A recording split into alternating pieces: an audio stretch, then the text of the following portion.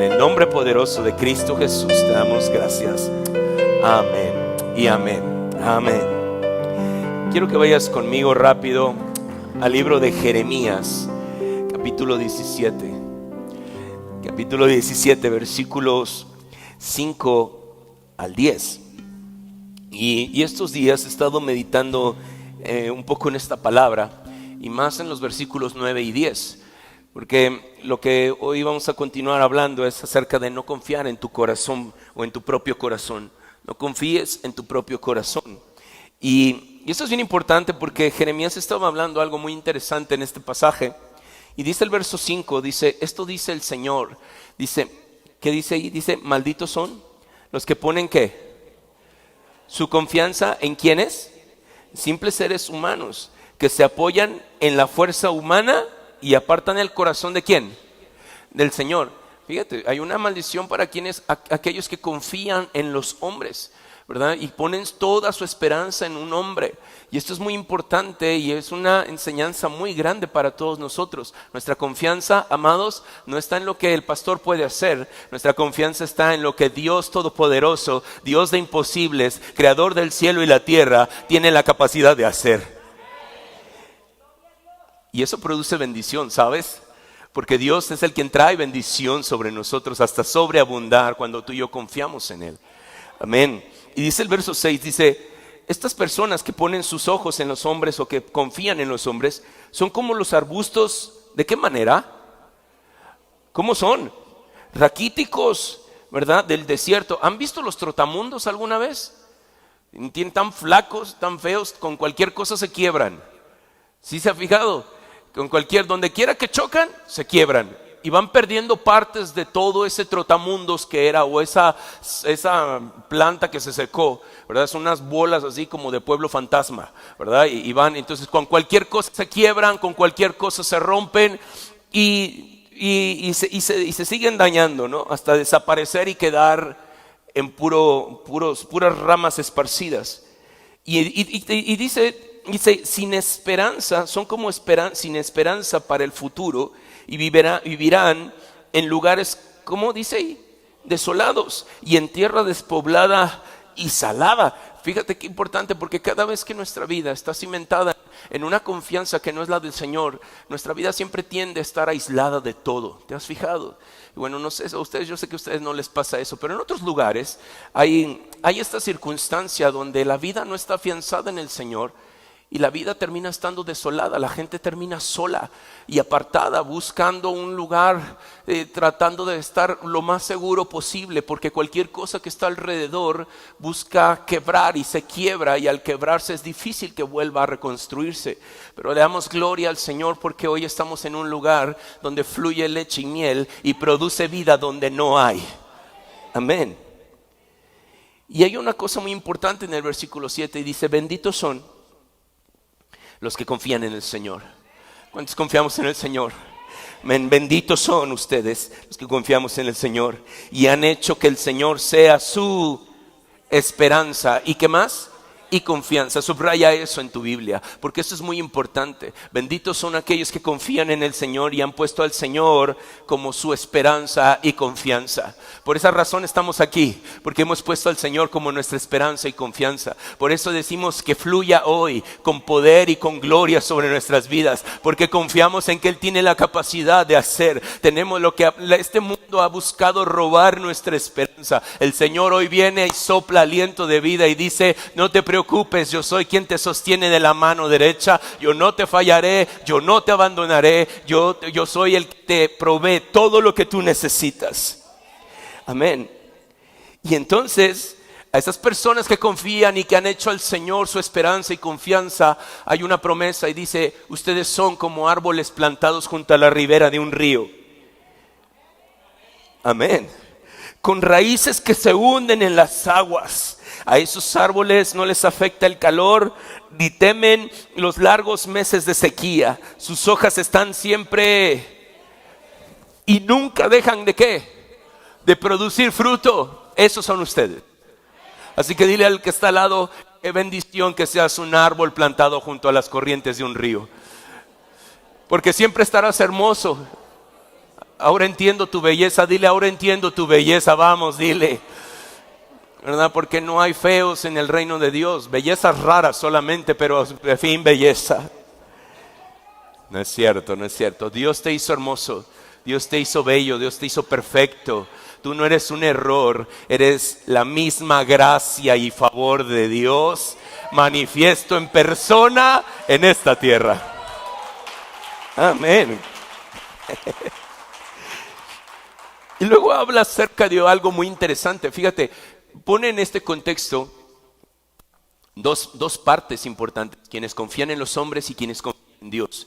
Y cada uno tiene su recompensa, cada uno tiene su parte de disfrute o de no disfrutar. Pero en medio de todo esto, el verso 9 habla de algo muy importante, de cómo a través del tiempo y a pesar de confiar en Dios, a veces que confiamos en nuestro propio corazón. Y dice el verso 9, el corazón humano es lo más que engañoso que hay. Y dice ahí una palabra que me llama mucho la atención, y dice, y es extremadamente perverso. O sea, no nada más es perverso, dice extremadamente perverso. Yo sé que esta traducción lo hizo de una manera más específica y más puntual porque es una realidad. Y dice, ¿quién realmente sabe qué tan malo es el corazón? Porque a nuestros ojos nuestro propio corazón no está mal. A nuestros ojos nuestra vida está perfecta. Hemos tenido algunas fallas y unas decadencias, pero finalmente Dios es quien nos sostiene. Pero en medio de todo esto hay momentos en la vida donde seguimos confiando y poniendo nuestros ojos en el Señor, pero también en las personas.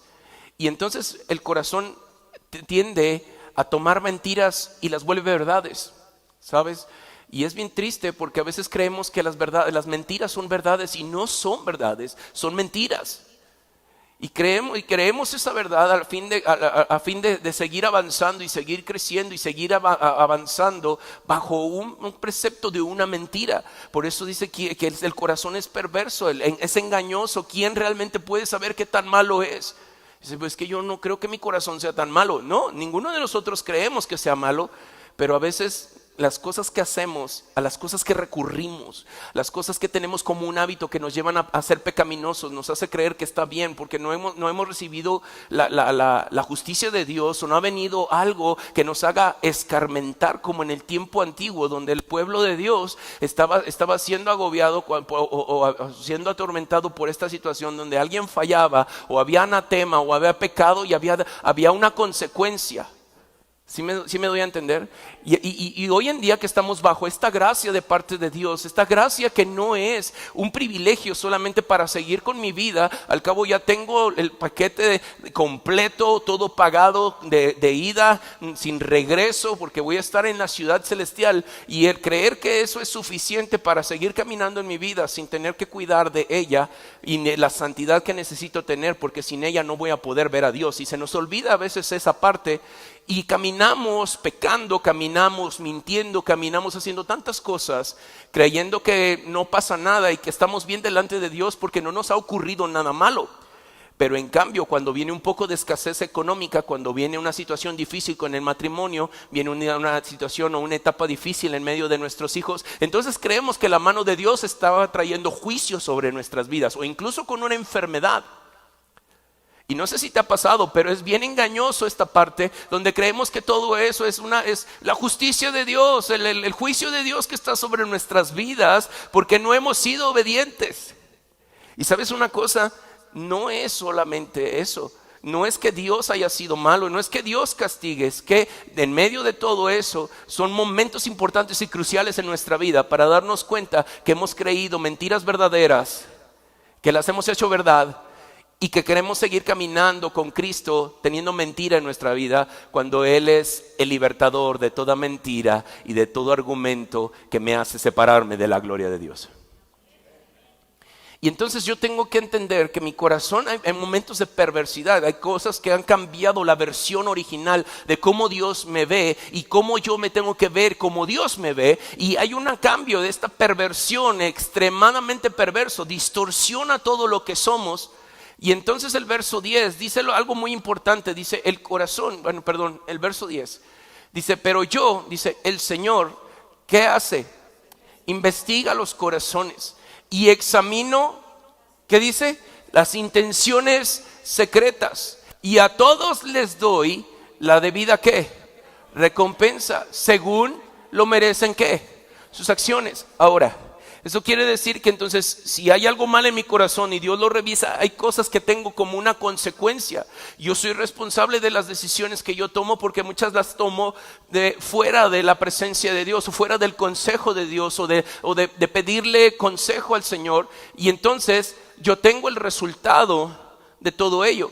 Entonces el Señor investiga el corazón, y yo sé que el Señor ha investigado nuestro corazón de tal manera que en momentos la fe viene a ser probada. ¿Viene a ser qué? Mi confianza, mi esperanza en el Señor viene a ser probada.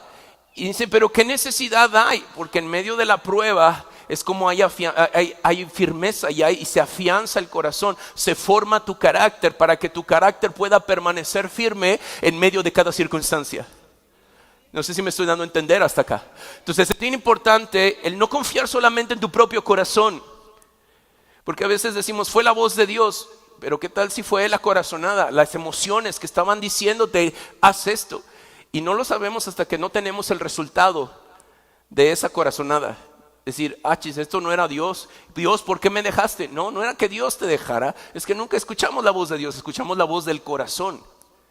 Y a veces tomamos decisiones y decir, bueno, este ya no me quiso, pero siento que este sí me quiere. O siento que esto, y siento, puro sentido, no sabemos. Puro siento. Siento de parte de Dios. ¿Sientes o sabes? Porque una cosa es sentir y otra cosa es saber.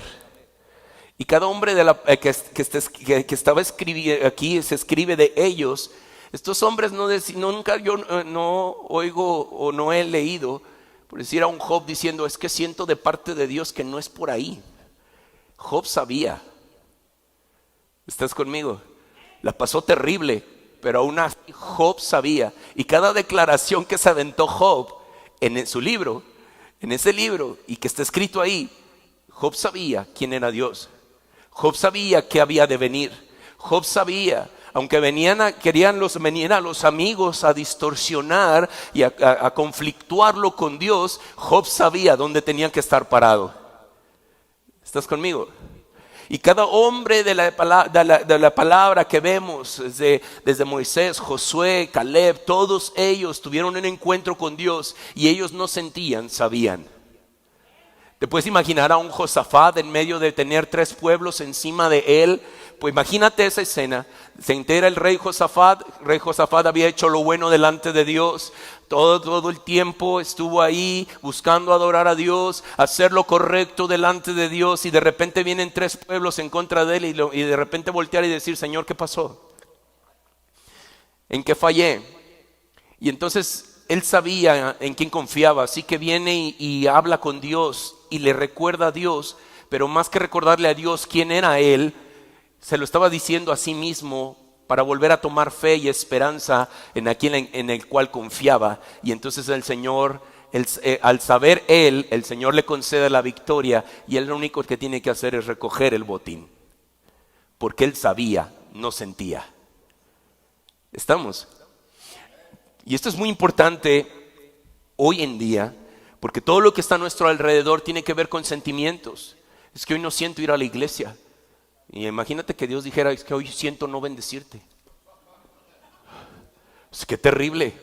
Señor, tengo esta necesidad. Pues es que hoy siento como que no tengo ganas de escuchar tu necesidad. ¿Te puedes imaginar? Qué horrible. O sea, y vivir con la zozobra de saber si Dios hoy me oye o no me oye. Y a veces creemos que Dios está así con nosotros, pero ¿sabes cuál es la realidad? Que nos hemos llenado de tanto egoísmo, nos hemos llenado de tantas situaciones donde primero soy yo antes que tú, Señor.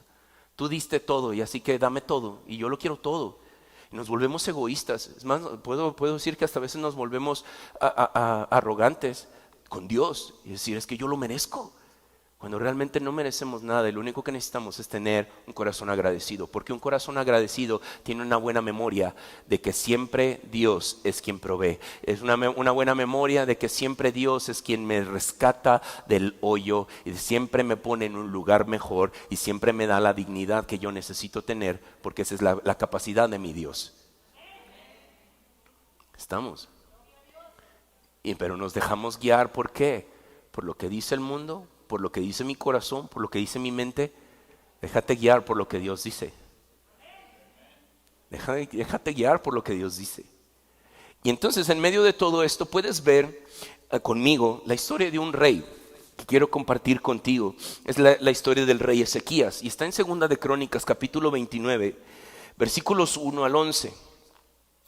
Segunda de Crónicas 29 del 1 al 11. Y sabes, me encanta esta historia porque Dios se muestra de una manera como con todos, pero más se muestra de una manera más fuerte cuando nosotros determinamos honrar a Dios con todo lo que somos.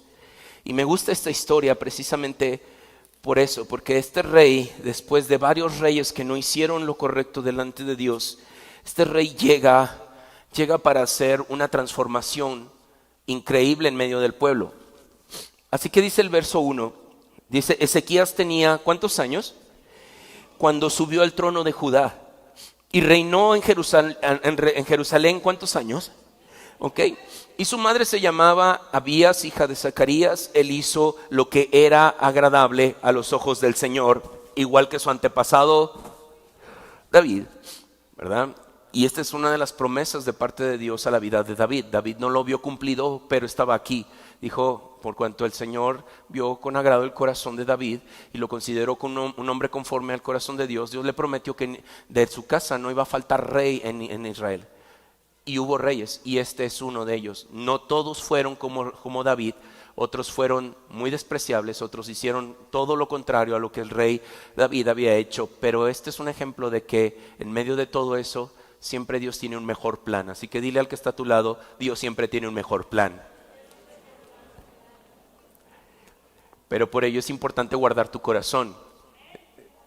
¿Estamos? Y por encima de todo es bien importante guardar tu corazón.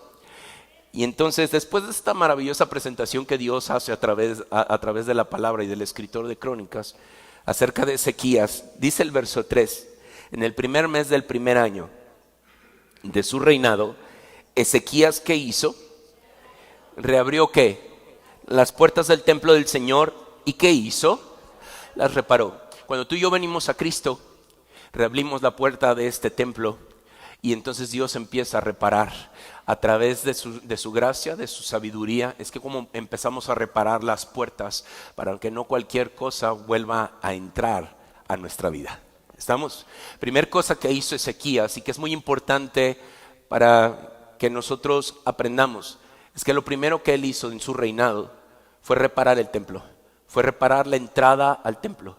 Y eso es algo que tú y yo necesitamos hacer hoy. Tú y yo necesitamos reparar la entrada al templo. O sea, para nosotros las ventanas del alma, ¿cuáles son?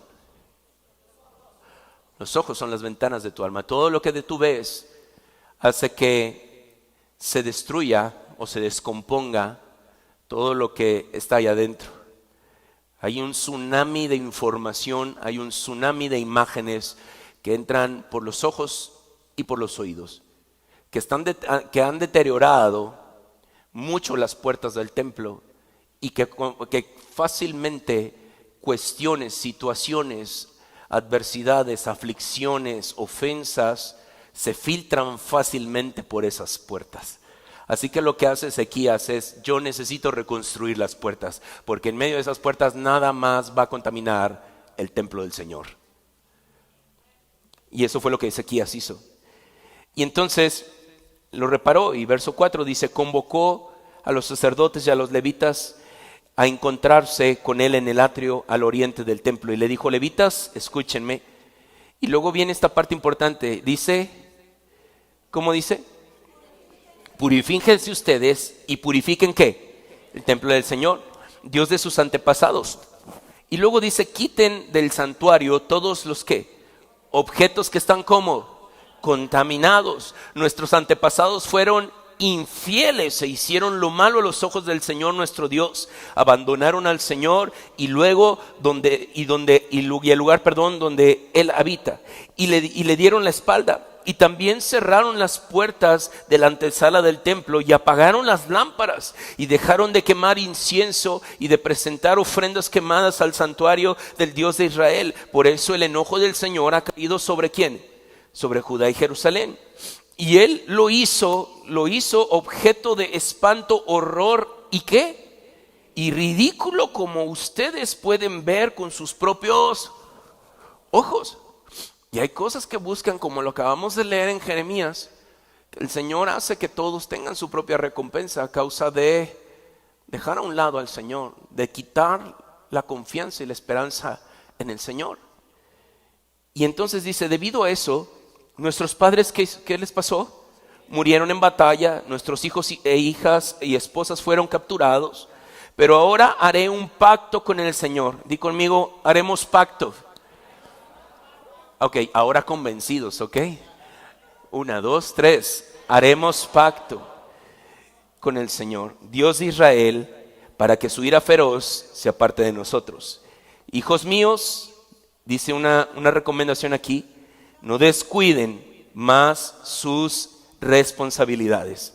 Y el Señor los ha elegido para que estén en su presencia, le sirvan, dirijan al pueblo en la adoración y presenten a Él sus ofrendas. Y estaba hablando de los sacerdotes, pero yo veo aquí varios sacerdotes que Dios ha establecido. Y una de las cosas importantes es no olvides tus responsabilidades. Como varones tenemos la responsabilidad de llevar a nuestra familia a adorar al Señor. Como sacerdotes de casa, si eres una mujer soltera, también tienes una parte de responsabilidad que Dios te ha dado de llevar a tu familia a la presencia de Dios. Y una de las segunda cosas que hace Ezequías es llamar a la purificación. ¿Llamar a qué? A la purificación. ¿Por qué era importante? Porque sin purificación no podían entrar a la presencia de Dios. Sin purificación no podían estar delante de la presencia y escuchar su voz y transmitir el mensaje que Dios quería traer al pueblo. El perdón, la redención no podía venir si no había purificación. Cualquier sacerdote que se atrevía a no purificar su corazón y entrar a ese lugar donde estaba la presencia de Dios, automáticamente moría. Así que una de las cosas importantes es que en nuestra familia, creemos que en nuestra familia, ningún miembro de nuestra familia morirá sin conocer y ver la gloria de Dios. Y todo depende de la purificación que tú y yo tengamos delante de Dios. Por eso la importancia del corazón. Vuelvo, no puedes confiar en tu corazón. No puedes confiar en lo que has albergado y lo que has alcanzado a recolectar. Lo que has alcanzado a tener como propiedades. Eso no va a sanar tu corazón. Eso no va a ayudarte a purificarte. Si eso no te está llevando a adorar más a Dios. Si eso no te está llevando a amar más a tu esposa, a tu esposo, a tus hijos. Si eso no te está llevando a amar más el propósito de Dios y ver una familia unida, una familia con armonía, una familia con plenitud, entonces son cosas que realmente no te están llevando a ser purificado y están haciendo morir otras cosas y están haciendo morir propósitos de Dios en la vida de tus hijos, en la vida de tu matrimonio, en todos lados. No sé si me estoy dando a entender hasta aquí. No estoy queriendo amedrentarte, tampoco quiero poner temor en tu vida, decir Dios castiga. No, somos el resultado de las decisiones que nosotros tomamos sin confiar en el Señor. Y lo que estaba mostrándonos aquí Ezequías era el hecho de decir, esfuérzate y toma tu responsabilidad. Como hijos de Dios, amados, siendo familia, tomemos nuestra responsabilidad. ¿De qué? De purificarnos, de quitar todos los objetos que están contaminados y que se han contaminado. Quita de tu vida, y eso es algo muy importante. Para que el corazón pueda purificarse hay cosas que tienen que ser quitadas. Así que dile al que está a tu lado, ¿estás listo para hacer limpieza? Vamos, dile al que está allá a tu lado. Y ve rapidísimo al verso 31, al capítulo 31, versículos 1 al 11 también. Segunda de Crónicas 31. Entonces, ¿estás listo para limpiar? Porque cuando limpiamos, híjole, salen cosas que nunca nos imaginamos que estaban ahí. Pero ¿estás listo? ¿Estás lista? Ok. Dice el verso 1 del capítulo 31. Y porque después de todo esto, Ezequías empezó a hacer todavía más reformas y volvió a instituir esta parte de celebrar nuevamente la Pascua y de celebrar otra vez, de recordar nuevamente que Dios era el libertador del pueblo. Cuando tú y yo estamos cautivos, es difícil recordar quién nos libertó. Cuando tú y yo tenemos ataduras en nuestra vida, cuando hay ofensas sin perdonar, cuando hay situaciones difíciles, se nos olvida quién fue el libertador de nuestras vidas y quién nos puso en este lugar de privilegio y de dignidad que tenemos como hijos de Dios, porque hay una atadura. Así que lo que sucedió es que este hombre volvió otra vez a traer este recordatorio de la importancia de quién es el quien nos ha liberado, quién nos ha libertado. Y eso es importante que tú y yo recordemos, porque eso trajo gratitud al pueblo. ¿Trajo qué? Una gratitud, y la gratitud, te vuelvo a repetir, tiene buena memoria. La gratitud tiene buena memoria y no se le olvida a quién lo libera, no se le olvida a quién provee, no se le olvida a quién restaura, no se le olvida a quién es fiel a pesar de que todos fueron infieles. Amén. Y dice lo siguiente, dice, cuando terminó el festival, los israelitas, hablando de la Pascua, dice que estuvieron presentes, fueron a todas las ciudades de Judá, Benjamín, Efraín y Manasés. ¿Y qué hicieron? ¿Destrozaron qué? Todas las columnas sagradas, derribaron los postes dedicados a la diosa Acera, quitaron los altares, los santuarios paganos. Después de esto, los israelitas regresaron a sus ciudades, cada uno a su hogar. Una vez que te encuentras con la presencia de Dios, una vez que recuerdas quién fue quien te libertó, es fácil venir y decir, vamos a tumbar todo. Cuando hay libertad, no le tienes miedo a lo que está dentro de ti que dejaste entrar como para quitarlo y quitarle la autoridad que nosotros mismos le dimos. Así que estos hombres tomaron autoridad de estar limpios y de recordar quién era su libertador. Estaban tan agradecidos que dijeron, de aquí en adelante caminaremos con el Señor, cueste lo que cueste. ¿Cuántos hemos dicho eso alguna vez? Yo voy a caminar con el Señor, cueste lo que cueste. Y yo no me voy a cansar hasta ver la gloria de Dios. ¿Estamos? Pero ¿estás listo a lo que eso conlleva? A que tengamos que regresar y tener que encontrarnos con los postes sagrados que levantamos en nuestra casa. De tener que ver con los altares, vernos con los altares que hemos dedicado. Aquí se los habían dedicado a la diosa Acera, pero ¿a qué otros dioses le hemos dedicado altares en nuestros hogares? En nuestro matrimonio, en nuestros hijos. Y entrar y tener que derribar todo eso y que empezar a permitir que el Espíritu Santo comience a traer orden. ¿Comience a traer qué? Orden. Porque cuando permitimos que esto suceda, de destruir y quitar cosas, es permitirle al reino de Dios que venga sobre nosotros. Por eso Jesús decía, oren de esta manera: Padre nuestro, estás en los cielos, santificamos tu nombre. Venga a nosotros tu reino y se haga tu voluntad, así como es en el cielo, también en la tierra. En el cielo hay orden, en el cielo hay una cultura nueva, en el cielo hay bendición y hay libertad y no hay cabida para ningún otro Dios. Así que cuando tú y yo venimos delante de Dios y le decimos, Señor, aquí estamos, fluye hoy sobre nosotros, le estamos dando autorización al reino de Dios, a la cultura del reino de Dios, que venga y produzca orden donde no lo hay. ¿Estás conmigo? Y cuando produce ese orden, tú no tienes problema para decir, esto, vámonos, no tiene cabida acá. Tiene que ser removido. Y eso es lo que estos hicieron. Estos hombres hicieron. Verso, por favor. Y dice, después el rey también contribuyó. ¿Qué hizo el rey? Contribuyó personalmente con animales para las ofrendas quemadas, para los festivales semanales de los días de descanso y para los festivales mensuales de la luna nueva, como también para todos los demás festivales anuales establecidos en la ley del Señor. Y además exigió al pueblo de Jerusalén que llevara una parte de sus bienes a los sacerdotes y levitas para que ellos pudieran dedicarse por completo ¿a qué? A la ley del Señor. Cuando los israelitas escucharon estos requisitos, respondieron ¿de qué manera? Se quejaron en abundancia. ¿No? Entonces, ¿qué Biblia estoy leyendo? ¿Cómo respondieron? Ok, vamos a decirlo con más convicción. ¿Cómo respondieron? ¿Por qué respondieron con generosidad? ¿Porque vieron al rey contribuir? No, porque había Dios en su corazón. Porque había libertad en sus vidas. Porque había plenitud. Porque recordaron lo grandioso que había sido Dios para ellos. No fueron generosos porque vieron hacer a otro, sino porque, y tampoco porque se les mandó decir, traigan. No, ellos lo dieron, ¿de qué manera? Generosamente. No por obligación, sino porque había libertad en el corazón, había gratitud en el corazón. ¿Estamos? Y entonces, al dar ellos generosamente, dice, dieron la primera porción, hablando de primicias, de grano, vino nuevo, aceite de oliva, miel y de todos lo que producían, ¿qué? Y llevaron grandes cantidades, ¿el qué? Ah, caray, muy bien.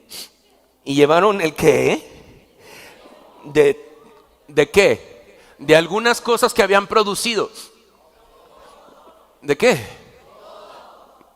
Cuando tienes libertad de Dios y hay gratitud en tu corazón, aunque ya haya pasado, tú puedes traer lo que le corresponde al Señor. ¿Y sabes qué hace eso? Produce redención. Redención en tus finanzas, redención en tu economía, trae una mejor administración a tu vida, y lo que estaba cerrado, donde no había y no fluía bendición económica, las puertas son abiertas y derrama bendición hasta sobreabundar. Por eso el Señor dice ahí en Malaquías 3:10, dice, pruébame ahora esto, inténtalo, ponme a prueba. Y por si no, yo voy a abrir las ventanas de los cielos, derramaré esa bendición sobre ti que no tendrás lugar donde guardar todo lo que tienes. Amén. Yo sé que todavía tienen frío, pero esto es de mucho gozo. Amén. Y entonces dice, el diezmo de todo lo que habían producido, y la gente que se había mudado de Israel a Judá, y la gente de Judá llevaron ¿qué? El diezmo de su ganado, de sus ovejas, de sus cabras, y el diezmo de las cosas que habían dedicado al Señor su Dios. ¿Y las qué? ¿De qué manera? En grandes montones.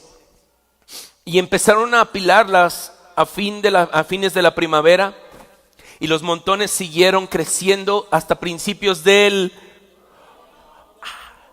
marzo, abril, mayo, junio, julio, agosto, septiembre, octubre. 7 meses.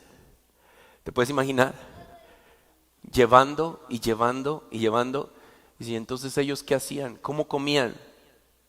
El Señor sustentaba. A veces muchas de estas personas, no todas tenían la misma cantidad, no todos tenían lo mismo, y Dios aún así seguía proveyendo para que hubiera equidad en todos y todos pudieran ser participantes de la bendición de Dios de la misma manera. Amén. Y le dieron, dice, y cuando Ezequías y sus funcionarios fueron y vieron esos enormes montones, le dieron gracias al Señor y a su pueblo Israel. ¿Y de dónde vino todo esto? Verso 9, preguntó Ezequías a los sacerdotes y a los levitas. El sumo sacerdote Azarías, de la familia de Sadoc, le contestó, desde que la gente empezó a llevar sus ofrendas al templo del Señor, hemos tenido suficiente para comer y mucho de sobra. Y el Señor ha bendecido a su pueblo y sobró todo esto. Así que Ezequías ordenó que se preparara unos depósitos en el templo del Señor.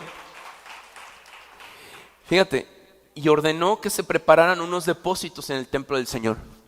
Pero cuando estuvieron listos, la gente fielmente llevó, versículo 12, eso sé que no estaba ahí, llevó fielmente, ¿qué? Al templo, ¿verdad? Conanías, el levita, quedó encargado y su hermano Simei lo ayudaba. Y en medio de todo esto, yo quiero que tú te des cuenta, no era la obligación, era el corazón agradecido. Cuando el corazón está enfocado, hay libertad y hay generosidad. ¿Me explico? Queremos que sobreabunde en nuestra casa. Comienza a ser generoso. Entiende una cosa, esto es para el Señor. Y si tú lo ves aquí, ¿para quién era? ¿Para quién era? Vamos, yo sé que tú sabes para quién era. Para el Señor. Lo mismo sucede hoy en día. Todo lo que entra aquí, ¿sabes para quién es? Es para el Señor Jesús. Es para Él. Porque todo es de Él, todo es por Él y todo vuelve a Él. Amén. Y entonces esta es parte de la historia del rey Ezequías. Ahora ve conmigo al siguiente capítulo, versículos 24 al 31. Y esto es muy importante porque después de todo lo que él hizo y después de cómo impulsó al pueblo y después de cómo hizo todo lo que estaba ahí, vino algo sobre de él. Y entonces, y antes de esto, unos versículos atrás de todo esto, Asiria invade esta tierra y acaba con muchas cosas. Y dice, por este tiempo, el verso 24, dice, Ezequías se enfermó, ¿de qué manera? Así que oró al Señor, quien lo ¿qué? Y le dio una señal milagrosa. Pero Ezequías, ¿qué hizo? No respondió de manera adecuada. ¿Sí leímos bien? ¿Cómo respondió Ezequías? De una manera no adecuada. ¿Por qué no? ¿Y no adecuada a qué? A la bondad que le había sido mostrada y se volvió ¿cómo? Oye, pero acabamos de leer cosas increíbles que propuso, que hizo, que un hombre que hizo como su padre David. Y dice, por eso el enojo del Señor vino contra él y contra Judá y Jerusalén. Así que el verso siguiente dice, entonces Ezequías, ¿qué hizo? Se humilló y ¿qué hizo? Se arrepintió de su soberbia junto con él, pueblo de Jerusalén, de modo que el enojo del Señor no cayó sobre ellos durante la vida de Ezequías. Verso 27, por favor. Ezequías era muy rico y altamente honrado. Construyó edificios especiales para guardar sus tesoros, plata, oro, piedras preciosas, especias, así como los escudos y otros objetos de valor. Verso 28, por favor. Y también construyó muchos depósitos para su grano, vino nuevo, aceite de oliva, e hizo muchos establos para su ganado, corrales para sus rebaños de ovejas y cabras. Verso siguiente. Construyó muchas ciudades y adquirió enormes rebaños y manadas, porque Dios le había dado grandes riquezas. Y dice ahí, bloqueó el manantial de la parte alta de Gihón, ¿verdad? Y condujo el agua por un túnel hasta la parte occidental de la ciudad de David, de modo que tuvo éxito en todo lo que hizo. Sin embargo, cuando llegaron embajadores de Babilonia para preguntar por los sorprendentes acontecimientos que había ocurrido en la tierra, ¿qué hizo Dios?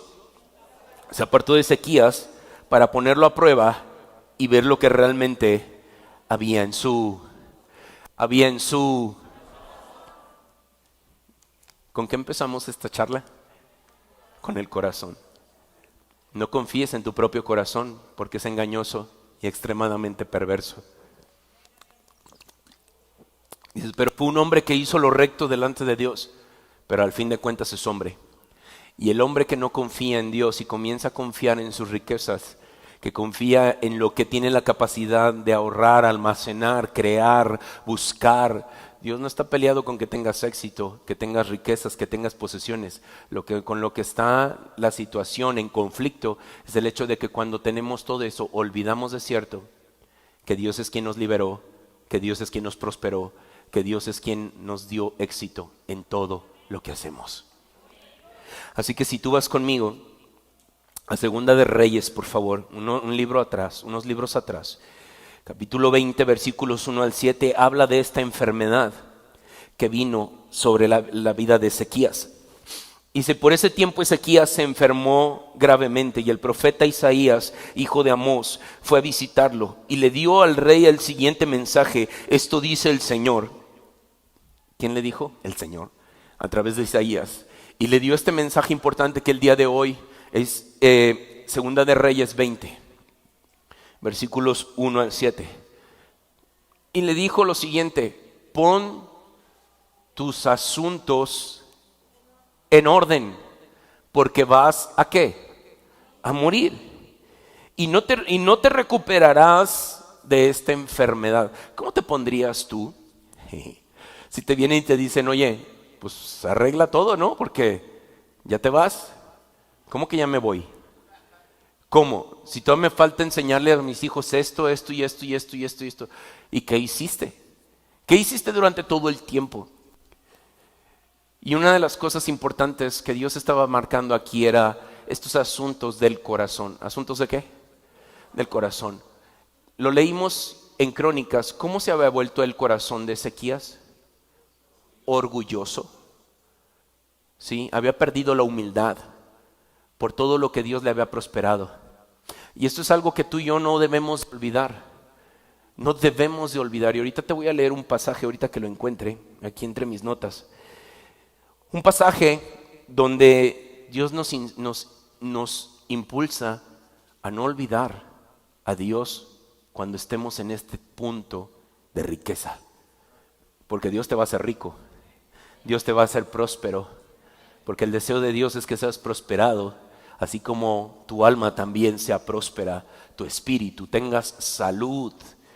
Hay mucha gente con mucho recurso que no tiene salud y que aunque tiene todo, no tiene nada. Pero Dios no nada más te va a hacer próspero, rico y exitoso, sino que su mano te va a guardar en medio de la enfermedad. Porque tú y yo aprendimos a ser agradecidos, generosos y no olvidamos con gratitud quién nos ha liberado y de quién provienen todas las cosas. Amén. Y entonces continúa el verso 2, dice: cuando Ezequías oyó el mensaje, ¿qué hizo? Volvió su rostro hacia la pared. Así que de ahí viene Kiko con su llanto. Y oró al Señor. Y entonces dice: acuérdate, oh Señor, que siempre te he sido fiel y te he servido con singular determinación, haciendo siempre lo que te agrada. Y el rey se echó a llorar. ¿De qué forma? Tuvo que venir quebrantamiento, porque ya se había llenado de orgullo su corazón y había perdido la humildad. Así que en este momento de quebrantamiento es importante, porque ayuda a que el corazón se mantenga conectado con la fuente. Todo momento de quebranto en tu vida, escucha bien, todo momento de quebranto en tu vida, por más difícil y doloroso que parezca, sirve para mantenerme humilde y mantenerme conectado a la fuente de todas las cosas, ¿verdad? Y hoy en día se habla de este meme, de decir cosas que me vuelven humilde. Pues las cosas que te vuelven humilde son las que te conectan a la fuente. Amén. Y entonces, sin embargo, verso 4 dice: antes de que Isaías saliera del patio central, o sea, Isaías fue y dio el mensaje e Isaías se fue.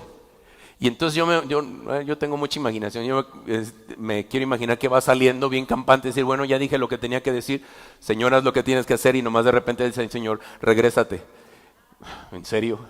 ¿Que no le dijiste ya lo que tenía? El Señor no ve la situación, ve las intenciones del corazón. Cuando hay quebranto genuino en tu vida y en mi vida, Dios no tiene problema con volver a regresar a su siervo para que te vuelva a decir cosas importantes. ¿Estás conmigo? ¿Vale la pena humillarse? Sí, vale la pena, porque la respuesta es inmediata. Todavía ni siquiera salía del palacio. Regrésate. ¿En serio? Ok, me regreso. Y entonces se regresa y dice el verso 5: regresa y dile a Ezequías, el líder de mi pueblo, esto dice el Señor, Dios de tu antepasado David: he oído tú. Cuando tú te quebrantas, Dios escucha la oración. Cuando deja de haber orgullo y soberbia en el corazón, Dios escucha la oración. Cuando te has preguntado: ¿por qué Dios no me habla? Quebranta el corazón. Señor, quita todo lo que está estorbando para que suba mi oración delante de ti y tú escuches mi oración. El problema es que vemos nuestra necesidad primero la externa antes que la interna. El problema no es la externa, el problema es lo interno, que está estorbando que la bendición de Dios llegue. ¿Estamos? Y entonces dice, he oído tu oración y he visto tus lágrimas, y vio las lágrimas. Y todo lo que siembras con lágrimas, lo cosecharás con alegría. Y vio lágrimas de sinceridad, porque a veces tenemos lágrimas de cocodrilo, ¿verdad? Son más falsas que... Ya mejor no digo. Dice, voy a sanarte y en 3 días te levantarás de la cama e irás al templo del Señor. Y te añadiré, ¿cuántos años? Más a tu vida, y te rescataré del rey de Asiria junto con esta ciudad, y defenderé a esta ciudad por mi propia honra y por amor a mi siervo David. Y entonces Isaías dijo, preparen un ungüento de higos. Así que los sirvientes de Ezequías untaron el ungüento sobre la llaga, y Ezequías, ¿qué pasó? Se recuperó. Y después le dice y le pide una señal al Señor en los versículos siguientes. Pero quiero que tú veas algo muy interesante. Cuando Dios te sana, cuando Dios responde, cuando Dios hace, da un tiempo específico. Dio 15 años más. Pero no nada más eso, sino le dijo, y yo te voy a librar. Te voy a librar de tus enemigos durante todo este tiempo. Y ahí es donde Dios probó el corazón. En medio de decir, yo te voy a librar, va a haber paz en tu reino. Pero se le olvidó lo primero que vino a decirle. ¿Qué fue lo primero que le vino a decir el Señor? Arregla tus asuntos que están pendientes. Así que como él vio la respuesta de Dios y dijo, ya no hay nada de qué preocuparse, el Señor me sana 15 años más, ok, a darle, no va a haber paz en mi corazón. Así que Ezequías se confía de que todo iba a estar en orden, pero olvida de cierto lo primero y lo más importante, arregla los asuntos que están pendientes. Ezequías tuvo 15 años de gracia para arreglar los asuntos que están pendientes. ¿Hace cuánto que conociste al Señor? O no tan, pero sí hace tiempo. Piensa hace cuánto tiempo conociste al Señor. ¿Cuántos años llevas en el Señor? ¿O cuánto tiempo has conocido al Señor? ¿Cuánto tiempo has venido a encontrarte con Dios? Piénsalo por un momento. Ese es el tiempo de gracia que Dios nos ha dado para arreglar los asuntos pendientes. Y hoy, esta mañana, o esta tarde ya, está recordándote el hecho de decir, yo te di un tiempo extendido, tienes mi vida eterna, tienes gracia que no tiene límite, pero en medio de todo eso, hoy vengo a recordarte que tienes que arreglar tus asuntos pendientes. Porque tus asuntos pendientes no van a controlar toda mi obra y mi propósito que está sobre tu vida. No te confíes solamente con el hecho de que recibirás paz y bendición y sanidad sobre tu vida, sino recuerda que te he dado este tiempo de gracia porque es necesario venir a mí y permitir que yo sane los asuntos que están pendientes. Y lo que termina haciendo, si tú lees después del versículo 12 en adelante, Ezequías se olvidó de todo eso. Y si el Señor le había librado de Asiria, vinieron los de Babilonia. ¿Vinieron quién? Vino Babilonia, vino Asiria. ¿Y sabes qué lograron hacer? Vinieron a darle elogios. ¡Wow! ¡Cuánto has crecido! ¡Wow! ¡Qué rico te ha hecho el Señor! ¡Wow! ¿Cómo la mano del Señor ha estado contigo? ¿Cómo le hiciste? Y entonces Ezequías dijo, pues así, nomás porque soy guapo y mira, este es el resultado de ser guapo. Este es ser guapo y de ser elegido por Dios, o sea, soy yo. Yo lo hice, yo lo creé, yo he llevado a este pueblo. Y se llenó de soberbia, se llenó de orgullo. Y yo nomás me quiero imaginar a Dios arriba diciendo, o ahí a un lado de él diciéndole, ¿en serio, Ezequías? ¿En serio? ¿Estás diciendo eso? ¿Que es todo por tu mano? Qué engañoso y perverso es tu corazón. ¿Alguien podrá saber lo malo que es el corazón? ¿Estás seguro que eso fue porque tú pudiste hacerlo? ¿Estás seguro? Yo soy el que te está librando de estos cuates y tú los traes a tu casa y los metes a tu casa. ¿En serio? Les estás dando la entrada a tu casa a estos incircuncisos, pecadores. Te van a contaminar y tú los estás metiendo. Yo te estoy librando de ellos. Yo te estoy apartando de ellos porque ellos no tienen cabida aquí y tú los dejas entrar. Así que viene Isaías y le pregunta al rey: oye, rey, ¿quiénes son estos que salieron en estos caballos así plateados y todo así, muy, muy top? Ah, son mis amigos los de Babilonia. Sí, vinieron a reconocer todo lo que Dios había hecho. Y entonces viene la voz de parte de Dios y dice: ¿sabes qué? Por cuanto no honraste al Señor y le diste lugar a esto, va a venir maldición. Así que tiempo después, cuando muere Ezequías, ¿qué crees que sucedió? Alguien abrió las puertas. Alguien no reparó las puertas del templo. Y entonces viene Babilonia y se llevó a sus hijas, se llevó a sus hijos, se llevó a los mejores príncipes que podía tener el pueblo y se los llevó cautivos. Se llevó a las esposas, dio muerte a mucha gente y toda la prosperidad y abundancia que tenía Judá en ese momento se fue a la ruina. ¿Cuántas veces, amados, cuántas veces no nos ha pasado que cosas que teníamos bendición en nuestra vida terminaron en ruina? Porque nos confiamos de no cuidar el corazón. Nos confiamos de no escuchar solo lo primero, donde Dios ve las intenciones del corazón, donde ve las lágrimas correctas y escucha la oración y produce bendición. El quebranto es necesario. El quebranto es necesario. Pero lo más necesario es, una vez que Dios te sana, no dejes volver a entrar a Babilonia. Porque Babilonia no viene sino para matar, robar y destruir y dejarte en ruina.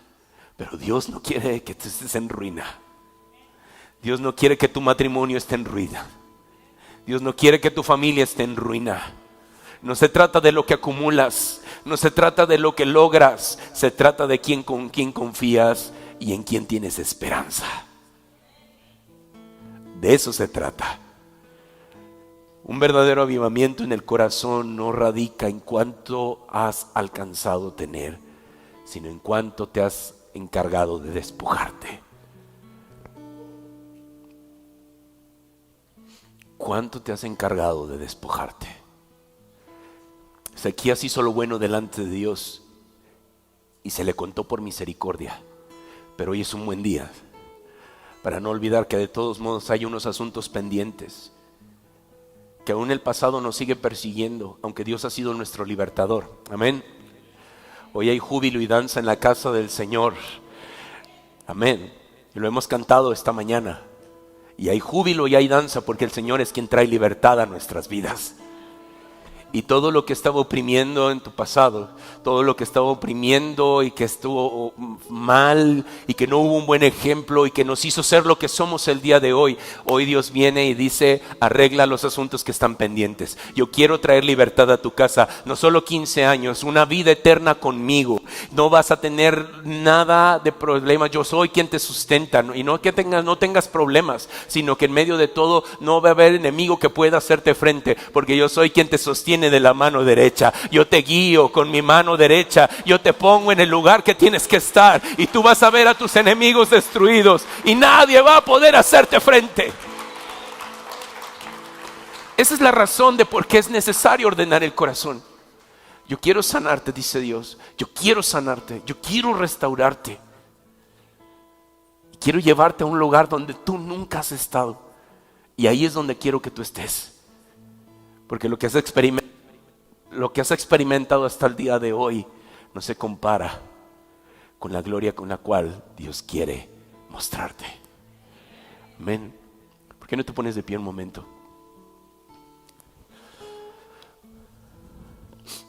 Y le dices ahí al Señor, dile: Señor, aquí está mi corazón, aquí está mi vida, Señor.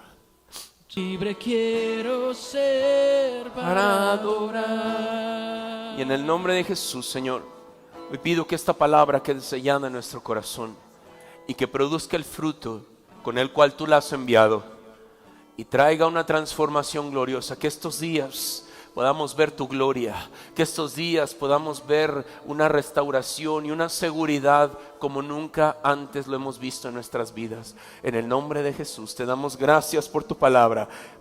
Gracias por lo que haces en nosotros. Gracias por la libertad que tú traes a nosotros. Y gracias porque permites que nuestros ojos puedan ver tu gloria en este tiempo. En el nombre de Cristo Jesús. Y todos decimos amén y amén. Amén. Amén. Benditos son aquellos que confían en el Señor y ponen en Él toda su esperanza. Amén. Que el Señor te guarde. Vamos a con esa misma actitud. ¿Cuántos fuimos bendecidos? ¿Cuántos nos hizo el Señor recordar todo lo bueno que es con nosotros?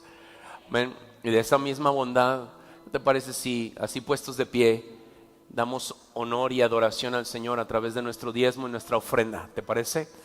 ¿Sí? ¿Quién? ¿Vienen? ¿Sí?